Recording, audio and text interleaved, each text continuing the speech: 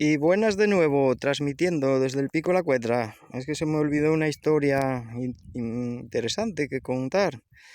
Es que cuando nosotros éramos críos, tanto yo como el cámara, que somos de aquí del pueblín, pues había una historia que se decía que habían visto a un hombre islámico de estos, vestido como los de allá, todo marroquí o de no sé dónde, y que había venido aquí arriba a este pico y a rezar jamalajá, jamalajá, y resulta que había hecho un enorme agujero donde se decía que habían buscado un tesoro. Si lo encontró o no, no lo sabemos.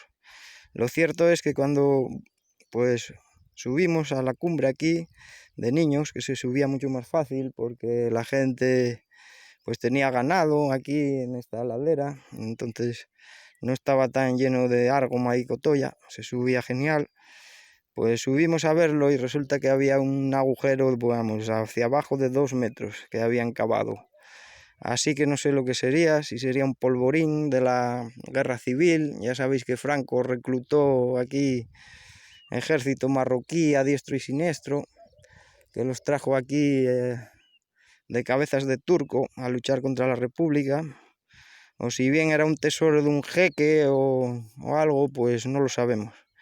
Pero ahí era más o menos donde estaba el agujero, que no se ve nada porque claro, entre toda la maleza que hay y la erosión después de 20 y pico años, o 30 años, imaginaros, pues fue cerrando todo, con las nieves, los vientos, las lluvias y demás.